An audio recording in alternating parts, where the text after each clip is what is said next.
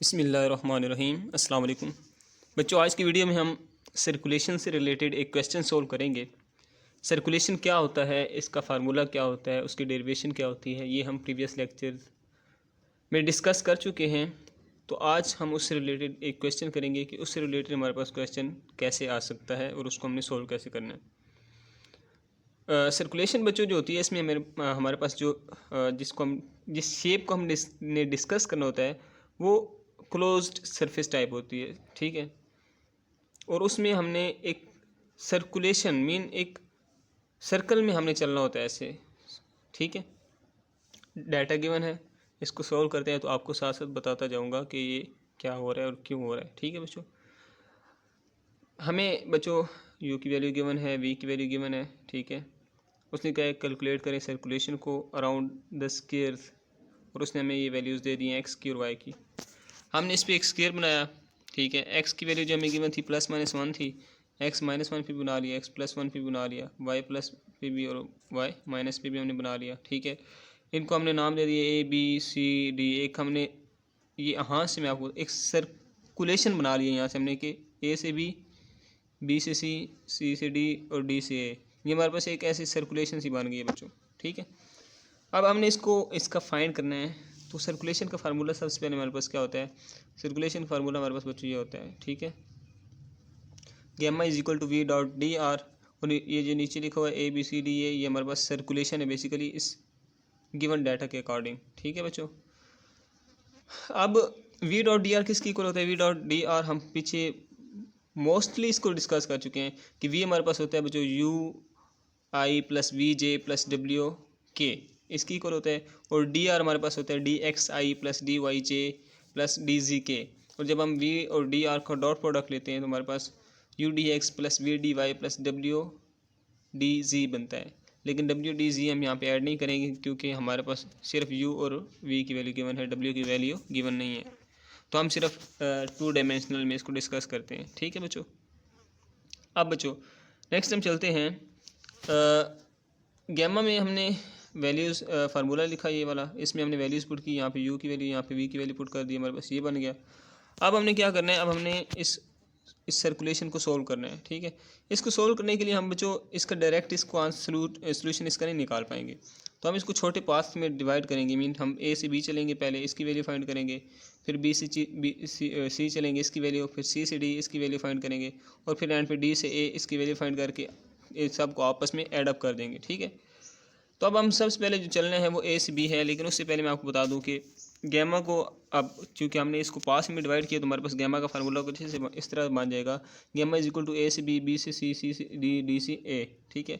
और ये जो अल्फ़ा लिखा हुआ है, आप सोचेंगे अल्फ़ा कहाँ से आया, हमने इस पूरी वैल्यू को लिखने की बजाय इसको अल्फ़ा की को लेट कर लिया, क्योंकि ये लिखेंगे तो इस तरह लंबा सारा बन जाएगा, ठीक है। तो हमने इसको शॉर्ट लिखने के लिए अल्फ़ा की को रख लिया, लेट कर लिया, ठीक है बच्चों। अब ए से बी बच्चों हम चलते हैं।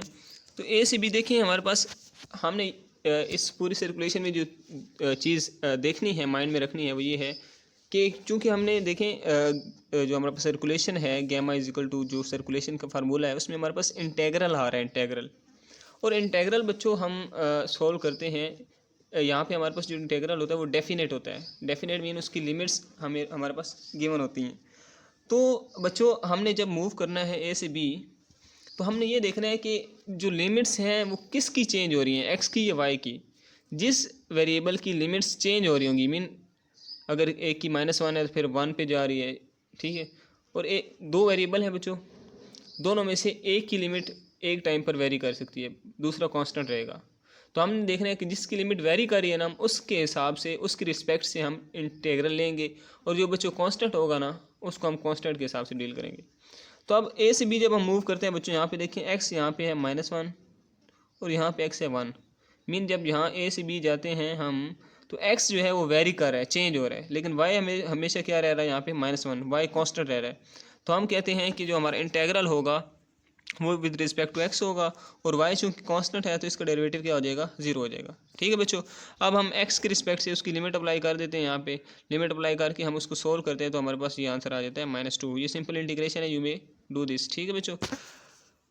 ए से बी हमने किया, हमारा आंसर आ गया ये, ठीक है बच्चों। अब नेक्स्ट हम जब मूव करते हैं बी से सी, बी से सी बच्चों जब हम मूव करेंगे हमारे पास कुछ इस तरह से शेप है, ठीक है, ये यहाँ पे A B C and D है, ठीक है बच्चों, इस तरह कुछ।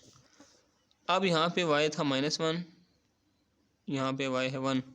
जब b से c हम मूव करेंगे तो बच्चों हमारे पास क्या है, y -1 से 1 चेंज हो रहा है, लेकिन x यहाँ पे 1 है, x चेंज नहीं हो रहा है, x कांस्टेंट ही रहेगा। तो x कांस्टेंट है तो उसका डेरिवेटिव 0 हो जाएगा, और हम इसकी इंटीग्रेशन जो करेंगे वो विद रिस्पेक्ट टू y करेंगे। आप यहाँ पे देख सकते हैं dy, ठीक है। क्यों? क्योंकि यहाँ पे y वेरी कर रहा है, y चेंज हो रहा है -1 से 1। इसका आंसर हमारे पास आ जाएगा 2। सेम हम सी डी करेंगे बच्चों, सी से डी जाएंगे। जब बच्चों हम सी से डी चलते हैं, इस तरफ मूव करेंगे सी से डी पर, तो हमारे पास यहाँ पे x था 1, यहाँ पे x है -1, ठीक है। और जब हम सी से डी मूव करेंगे तो हमारे पास x चेंज होगा, लेकिन y हमेशा यहाँ पे 1 ही रहेगा, ठीक है। यहाँ पे मैं आपको इधर से दिखा देता हूँ। सी से डी जब हम चलेंगे यहाँ पे इस तरफ, तो y 1 ही रहेगा, लेकिन x जो है +1 से -1 चेंज हो रहा है, तो x वेरी कर रहा है, ठीक है बच्चों। x वेरी कर रहा है तो x के रिस्पेक्ट से हम क्या कर लेंगे, उसकी इंटीग्रेशन कर लेंगे। y कांस्टेंट है, उसका डेरिवेटिव 0 हो जाएगा dy का, ठीक है। इसको सॉल्व करेंगे, हमारे पास आंसर आ जाएगा बच्चों -2, ठीक है। सोल्व कैसे किया, x की इंटीग्रेशन x² 2 होती है, 1 की इंटीग्रेशन x होती है, लिमिट हमने अप्लाई कर दी, तो हमारे पास आंसर आ गया -2, ठीक है। अब हमारे पास लास्ट है डी ए में बच्चों वही है कि y चेंज होगा, क्योंकि ऊपर से नीचे आना है, ऊपर से नीचे में हमारे पास y ही चेंज होता है। ये देखें, मैं अगर आपको यहाँ बताऊँ, x की हमारे पास ये होती है डायरेक्शन बच्चों, ये जब हम लेफ़्ट राइट मूव करते हैं तो x वेरी करता है, लेकिन जब हम बच्चों ऊपर नीचे ऐसे अप डाउन मूव करते हैं, वर्टिकली मूव करते हैं, तो हमारे पास y चेंज होता है। तो चूँकि अब हम डी से ए पे आ रहे हैं और ये वर्टिकल ही मूवमेंट है, एक सीधी मूवमेंट है, तो इसमें y वेरी होगा +1 से -1 की तरफ, तो integration with respect to y होगी, और जबकि x कांस्टेंट है उसका डेरिवेटिव 0 हो जाएगा, ठीक है। इसका आंसर आ जाएगा -4, सॉरी -4 नहीं, इसका आंसर आएगा हमारे पास -2। अब हमने जो आंसर निकाले हैं उन सब को हम इसमें पुट कर देंगे, इस वैल्यू में, इसमें पुट कर देंगे A B B C C C D D A का आंसर इसमें पुट कर देंगे, तो जो ओवरऑल आंसर आ जाएगा बच्चों हमारे पास, वो हमारे पास होगा -4, ठीक है बच्चों। अब यहाँ तक हो गया, इट्स डन, आपको क्वेश्चन सोल्व है। लेकिन अगर वो आपको क्वेश्चन में ये भी कह देता है कि आप इसको टेस्ट करें और चेक करें कि स्टोक्स थ्योरम के ज़रिए इसको वेरीफाई करें, तो उसका भी मैं आपको बता देता हूँ। वेरिफिकेशन स्टोक्स थ्योरम हमारे पास ये होता है बच्चों, बेसिकली ये जो है हमारे पास ये स्टोक्स थ्योरम है, ये वाला, ठीक है बच्चों। इसमें ये इसका फार्मूला है स्टोक्स थ्योरम का, इस फार्मूला के तहत हम इसको वेरीफाई करेंगे, ठीक है बच्चों। अब फार्मूला में हमें दो चीज़ें चाहिए, एक partial v by partial x और एक partial u by partial y। तो v भी हमें गिवन है बच्चों, u भी गिवन है, ठीक है। v का पार्शियल डेरिवेटिव ले लेंगे x के रिस्पेक्ट से और u का ले लेंगे y के रिस्पेक्ट से, हमारे पास आंसर बच्चों आ जाएगा 2x - 1, ठीक है। हम ये आंसर पुट कर देते हैं इस इंटेग्रल में, यहाँ पे फार्मूला के अंदर पुट कर देंगे बच्चों। ये देखो मैंने पुट कर दी 2x - 1 साथ dx dy। अब हम पहले इसको डेरिवेट कर लेते हैं, इंटीग्रेट करते हैं विद रिस्पेक्ट टू x, ठीक है बच्चों, और फिर विद रिस्पेक्ट टू y भी कर लेंगे। जब विद रिस्पेक्ट टू x करेंगे तो हमारे पास ये सोल्यूशन आ जाएगा, इस तरह सोल्व करेंगे हम इसको, और फिर विद रिस्पेक्ट टू y करेंगे तो इस तरह आ जाएगा, और जब हम इसको आपस में मल्टीप्लाई करेंगे तो हमारे पास गामा = -4 आ जाएगा, ठीक है। ये हमने वेरीफाई किया, देखिए हमने जब फाइंड किया था तो हमारे पास गामा क्या आया था, -4 आया था, और वेरिफिकेशन में भी वो क्या आ गया हमारे पास, -4 ही आ गया।